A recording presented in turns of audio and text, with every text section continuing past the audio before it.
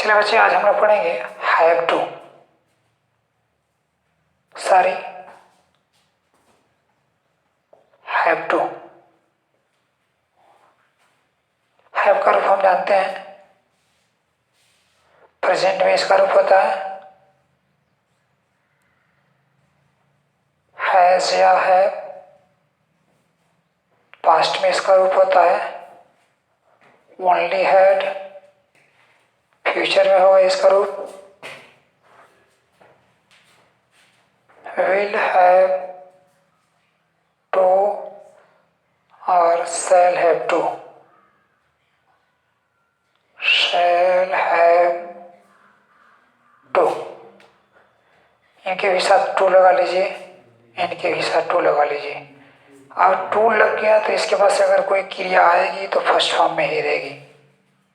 अब इस वर्ब को और टू को दोनों को जोड़ करके जब बोलेंगे तो देखेंगे तो इन्फिनेटिव हो जाएगा, अर्थात बी प्लस इन्फिनेटिव। इसको कहेंगे, sorry, have to plus infinitive. इसका एक और नाम पढ़ सकता है किससे, हैव प्लस इन्फिनेटिव। इन्फिनेटिव तो जब हैव प्लस इन्फिनेटिव रहेगा यानी हैव टू के बाद से क्रिया आएगी तो क्रिया हमेशा फर्स्ट फॉर्म में रहेगी। इसमें जानने की क्या चीज है, इसका हिंदी में पहचान क्या होगा, इस बात को जानिए। हिंदी में प्रेजेंट में पढ़ता है, पढ़ती है, पढ़ता है, पढ़ती है, पढ़ते हैं। पास्ट में देखिएगा पढ़ता था या पढ़ा पढ़ी। सॉरी, चलिए और डिटेल में जाएगा इसका पहचान। प्रेजेंट में इसका पहचान और होगा। देखिए, पहला इसका पहचान होगा पढ़ता है, पढ़ती है, पढ़ते हैं। दूसरा पहचान होगा ना है, नी है, ने है। ना है, नी है, ने है। देखिए वो लिखा कितना हूं, बोला कितना हूं, इसका भी ख्याल कीजिएगा। अगला ये प्रेजेंट में हो गए। अब पास्ट में क्या होगा, चलिए देखते हैं। पास्ट में भी पढ़ता था, पढ़ती थी, पढ़ता था, पढ़ती थी, पढ़ते थे। ये पहला पहचान हो गया। दूसरा पहचान पढ़ा, पढ़ी, पढ़े, पढ़ी, पढ़े। तीसरा पहचान इसमें क्या होगा, ना पढ़ेगा, ना पढ़ता था, ना पढ़ता था। अभी हम लोग रहे प्रेजेंट और पास्ट में, अब हम चलते हैं फ्यूचर में। फ्यूचर में इसका पहचान देखिए क्या होगा, ना पढ़ेगा, ना पढ़ेगा। पहला पहचान सब में ना हो जाएगा, इसमें ना पढ़ता था, ना पढ़ा, ना पढ़ता है, वहां से जोड़ सकते हैं। अगला दूसरा पहचान इसका देखिए क्या होगा, ना होगा, ना होगा। दो पहचान इसमें भी हो गए, दो पहचान उसमें भी है, तीन पहचान पास्ट में है। चलिए अब हम लोग पढ़ेंगे has to, have to plus verb. पहला, दूसरा, तीसरा। Has to oblique have to plus verb. क्या हिंदी बनेगा इसका, पढ़ता है, पढ़ती है, पढ़ते हैं। हिंदी सेंटेंस देखें। चलिए इसका इंग्लिश फॉर्मेशन क्या होगा, फॉर्मेट बना दे रहा हूं, subject plus have to plus verb plus dot dot dot, जो मर्जी से लिखिएगा यहाँ पे। यही सबके लिए रूल होगा। तो इसमें क्या करेंगे, हैव का रूप बदलता जाएगा, प्रेजेंट में हैज और है, पास्ट में हैड, फ्यूचर में विल हैव, शैल हैव, तो इसको बस बदलते चले जाइएगा। चलिए, उसे खेलना पड़ता है, उसे पढ़ना पड़ता है, हम लोगों को जाना पड़ता है, हम लोगों को वहां प्रतिदिन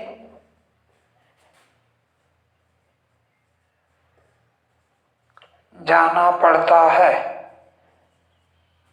देखिएगा, इसमें हम लोग वहां प्रतिदिन जाना है भी हो जाएगा, हम लोग वहां प्रतिदिन जाना सिर्फ है लग जाएगा, पढ़ता है नहीं रहेगा, तब भी हो जाएगा, हम लोगों को वहां प्रतिदिन जाना है। तो हम लोग का क्या बन जाएगा, वी के साथ ये प्रेजेंट है, तो वी प्रेजेंट में हैज या हैव लगेगा, तो सिंगुलर के साथ हैज और प्लूरल के साथ है। कौन सिंगुलर है कौन प्लूरल है इस बात को आप जान रहे हैं, पहले से आपको पता है।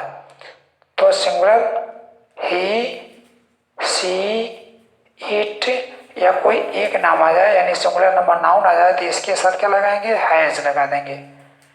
अगर ये ना आए हो, कर्ता बदल गया हो, they, we, you, I and names आए हो, नेम्स कई नाम आए हो, तब इसके साथ क्या लग जाएगा, है। समझ में आ रहा होगा। तो इसलिए लगेगा वी हैव टू, इतना बन गया। हमने कर्ता का इंग्लिश बना लिया, फिर उसके बाद से रूल यही कहा था, पहले सब्जेक्ट लिखना फिर से हैव टू लिखना। तो यहाँ से तो संयोग से वी के साथ हैव ही लगेगा, तो हैव टू हो गया। अब जाना, नानी ने, पढ़ता प्रतिगत बन गया, वी हैव टू, जाना का इंग्लिश बनेगा गो, वहां का इंग्लिश बनेगा daily, we have to go there daily, प्रतिदिन का इंग्लिश बन जाएगा डेली, डी चाहे एवरी डे। तो देखिएगा, हैव टू से क्या बाध्यता का भाव प्रकट होगा, किसका, ऑब्लिगेशन का, बाध्यता का भाव प्रकट होगा। We have to go there daily, हम लोग वहां प्रतिदिन जाना पड़ता था, उसे प्रतिदिन यहाँ आना पड़ता था, तो क्या बन जाएगा, he has to come here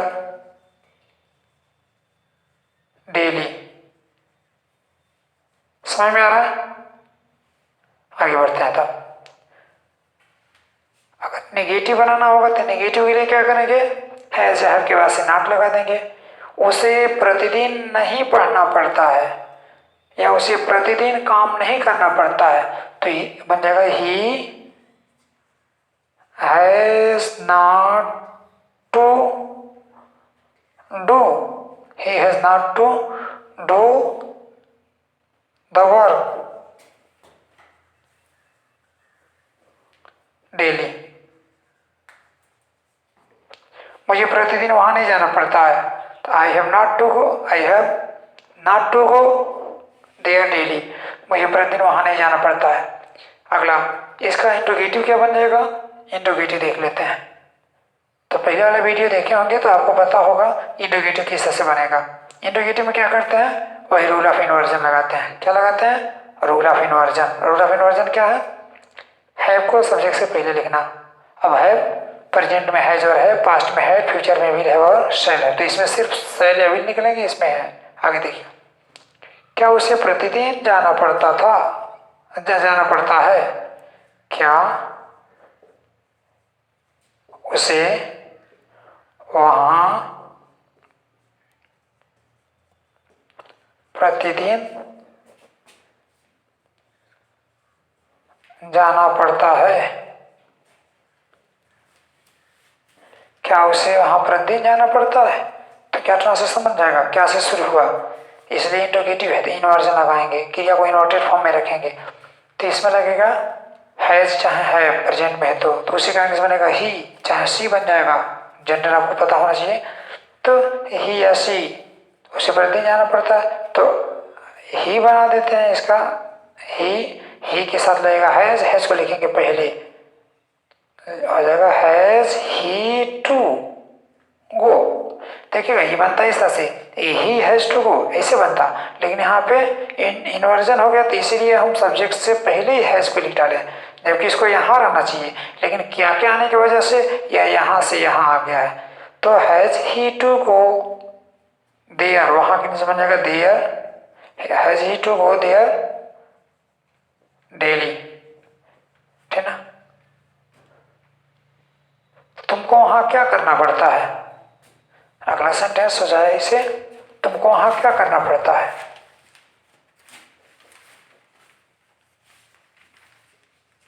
तुमको वहां क्या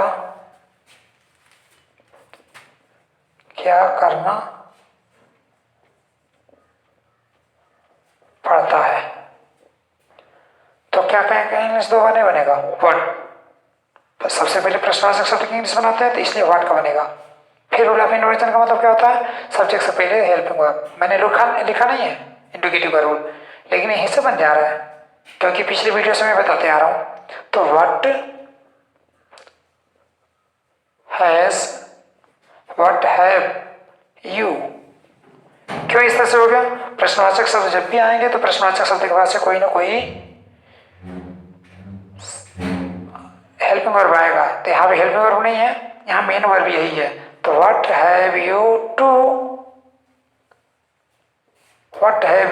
डू, क्या करना पड़ता है, what have you to do there, तुम्हें वहां क्या करना पड़ता है, उसे यहाँ क्यों आना पड़ता है या उसे यहाँ क्यों आना होता है। तो why has he to come here. तो इसमें जो भी एक्सरसाइज होंगे आप एक्सरसाइज कर लीजिएगा। सेकेंड, हाँ, किसको क्रिकेट खेलना पड़ता है, किसको मेहनत करनी पड़ती है। चलिए इससे सवाल आ जाए तो कैसे बनाएंगे,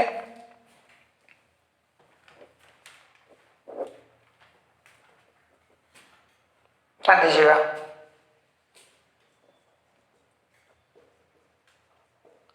किसको क्रिकेट खेलना पड़ता है,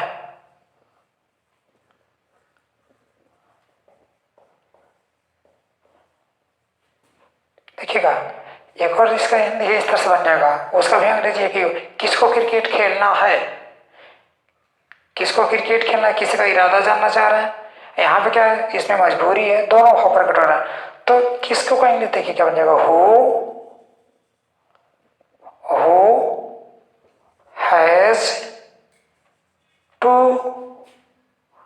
प्ले, किसको खेलना पड़ता है, हु हैज टू प्ले। सबसे पहले किसको का इंग्लिश बनाया, तो किसकी का इंग्लिश दूसरा कोई नहीं बनाया, कौन, हो। फिर से इसके बाद से साइकिल सब्जेक्ट, यही दूसरा कोई शब्द सब्जेक्ट का काम नहीं कर रहा है, तो यही शब्द सब्जेक्ट का काम कर रहा है, तो इसलिए इस शब्द को हम सब्जेक्ट बना देते हैं। यही वर्ड क्या हो गया, सब्जेक्ट हो गया। इसके हिसाब से हमने हैज लगा दिया। फिर उसके बाद से क्या कर रहे हैं, खेलना, फिर इसका इंग्लिश बनेगा। तो who has to play cricket, इसका डबल अर्थ निकलेगा, किसको क्रिकेट खेलना पड़ता है ये भी बनेगा और किसको क्रिकेट खेलना है ये भी इसका अर्थ निकलेगा। आगे बताते हैं, यही होता किसको किसको क्रिकेट खेलना पड़ता है। अगला सेंटेंस, किसको किसको क्रिकेट खेलना पड़ता है, तब देखिए क्या बन जाएगा, हु है टू प्ले क्रिकेट। क्या परिवर्तित हुआ, सिर्फ क्रिया। कुछ ऐसे शब्द होते हैं जिनको किसी कीमत में बदला नहीं जा सकता, नाउन के रूप में आएंगे या प्रोनाउन के रूप में आएंगे, उनको किसी कीमत में नहीं बदला जाएगा, लेकिन फिर भी उनसे पुल्लर का अर्थ निकल जाएगा। तो कब क्रिया बदल देंगे तब। तो देखिए हमने यहाँ पे हो के साथ हैज लगाया है, तो सिंगुलर नंबर सब्जेक्ट यहाँ छिपा हुआ मालूम पड़ रहा है, लेकिन यहाँ पे हो के साथ हमने हैव लगा दिया है, तो यहाँ पे कई सारे सब्जेक्ट छिपे हुए हैं, यानी कई सारे नाम है यहाँ पे छिपे हुए हैं। तो इसलिए किसको किसको की जगह पे एक नाम नहीं है, कई नाम है, रमेश, महेश, सुरेश, दिनेश, नानी, कौन कौन, ठीक है। तो उनको संबोधित करने के लिए किसको का इंग्लिश की हु नहीं बनेगा, सिर्फ हु बनेगा। हु के साथ पुल्लर नंबर वर्ब लगा देंगे, तो इसलिए पुल्लर नंबर वर्ब लग गया, तो इसका अर्थ निकलेगा कौन कौन। लेकिन यही इसका अर्थ क्या निकलेगा, तो इसका अर्थ हु का अर्थ किसको तब हुआ जब हैज लगा था। तो ये डिसाइड कर रहा है कि इसका अर्थ क्या होगा। फिर से अब ये डिसाइड करेगा तो इसका अर्थ क्या होगा। तो इस हैव ने डिसाइड किया कि इसका अर्थ क्या होगा, तो बताया कि इस हो का अर्थ होगा किसको किसको। लेकिन इसने डिसाइड किया तो वो इसका अर्थ निकला कि किसको। क्लियर हुआ। आगे बढ़ते हैं। तो किसको किसको खाना खाना पड़ता है, किसको किसको वहां जाना पड़ता है, ठीक ना। तुम्हें क्या क्या करना पड़ता है, तुम्हें क्या क्या करना पड़ता है।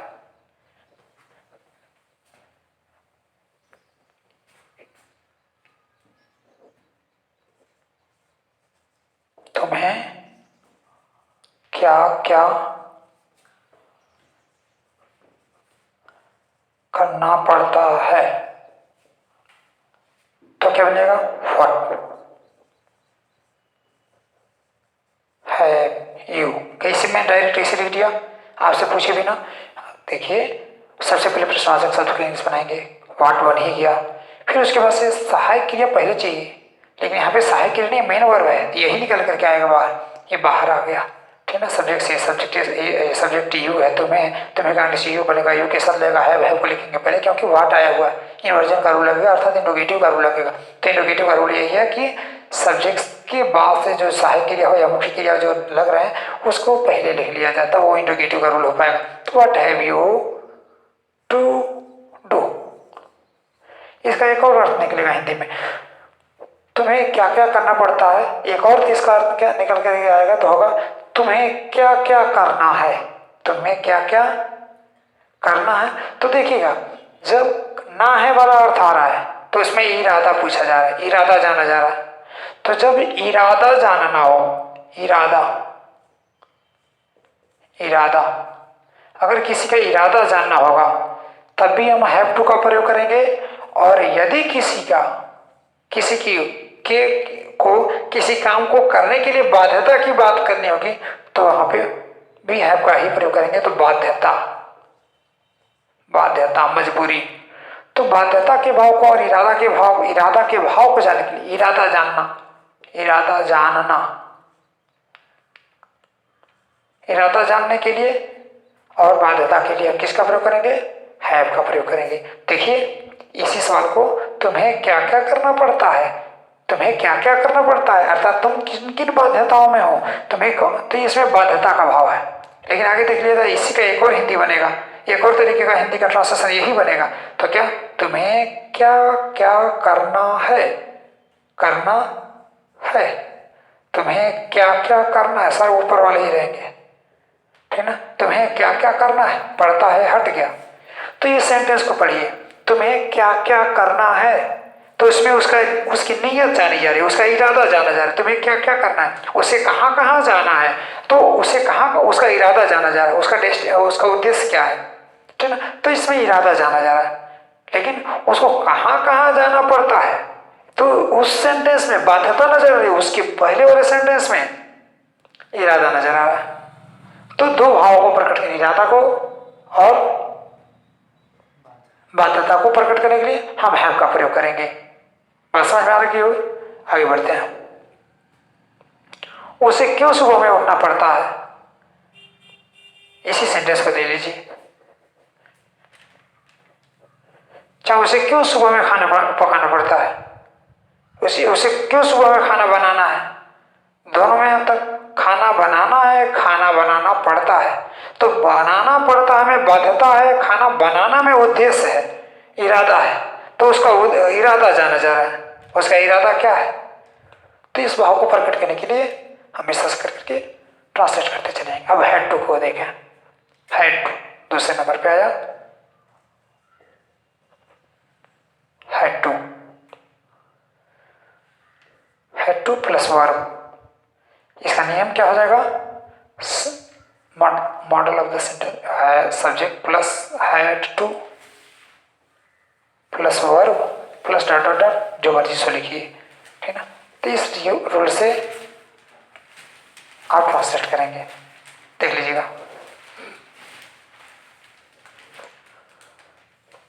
कल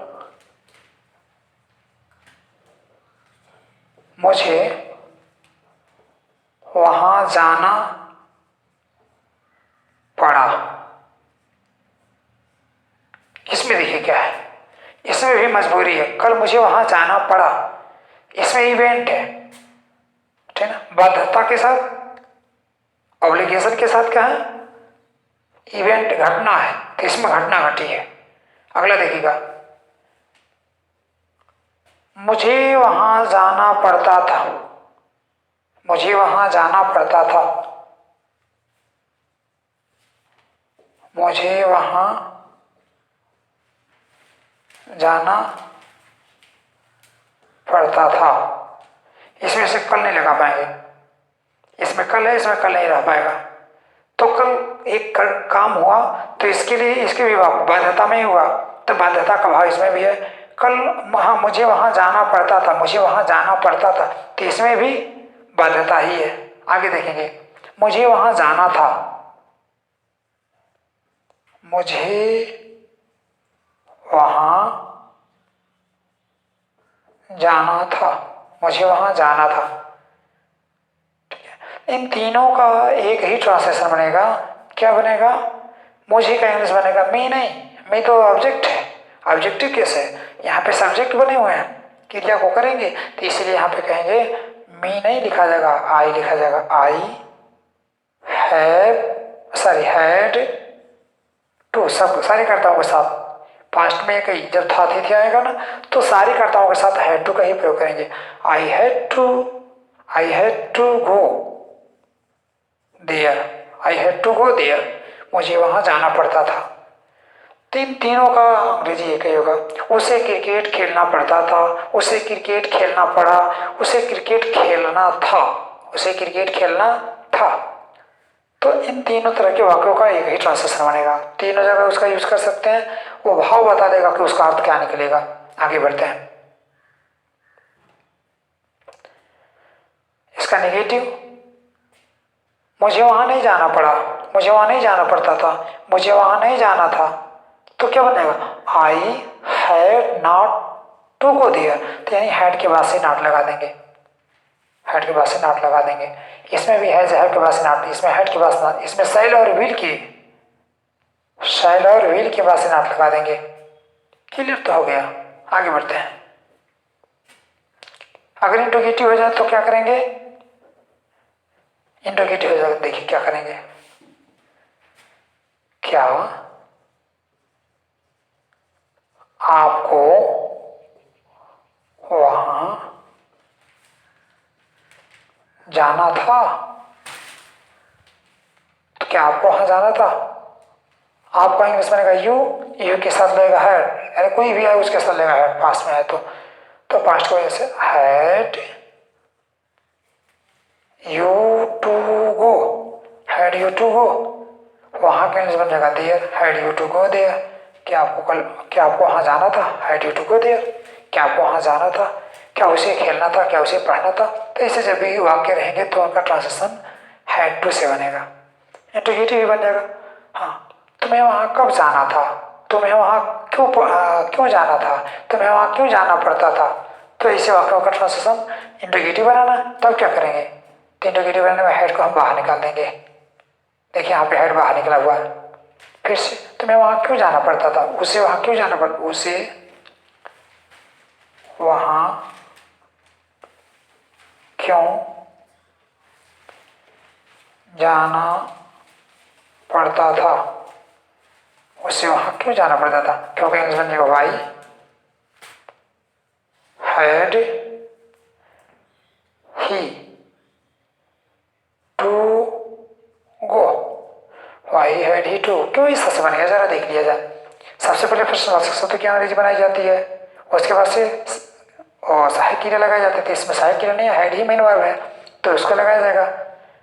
फिर उसके बाद से कर्ता की इंग्लिश, तो वाई हैड ही, अब ये टू तो इसी के साथ लगता था, तो वर्ब के पहले रहेगा तभी तो इन्फिनिटी होगा, तो why had he to go there. अब इस पे जितने सारे सवाल आए उन सारे सवालों को आप बना लेंगे, बहुत ईजी है, इसमें कुछ कठिन नहीं है। आगे पास्ट हो गया, अब फ्यूचर को देखते हैं।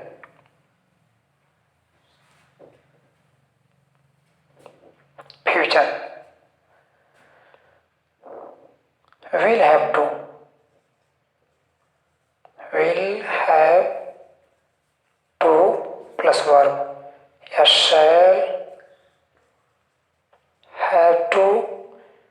Plus verb. फ्यूचर में कल आपको पडरौना जाना पड़ेगा, कल आपको Padrauna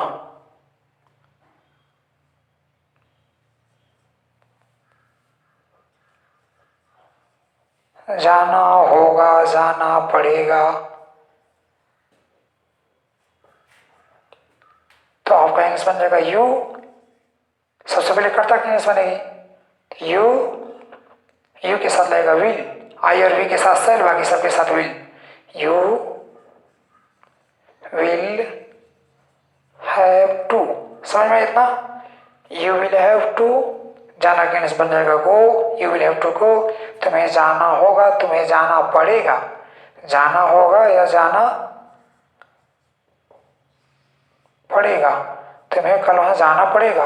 you will have to go, वहां के नहीं पढ़ रहा है तो यहाँ पे टू लगेगा, टू पढ़ रहा ना। अगर यहाँ से वहां होता तब क्या बनता? पढ़रौना की जगह पे लगाते देयर,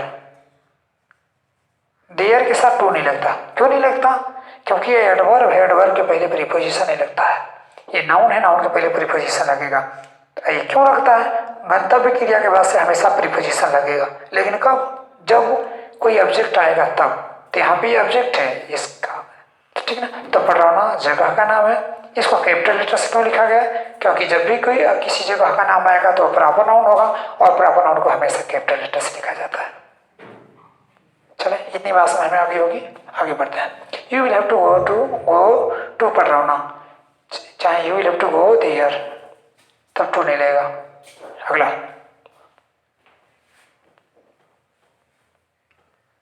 क्या आपको वहां से आना है? सॉरी, क्या आपको आज ही वहां से आना पड़ेगा? क्या आपको वहां से आज ही आना पड़ेगा या आना होगा? Question mark. तो आप कहेंगे यू, यू के साथ रहेगा शैल, विल, विल को लिखेंगे पहले, विल यू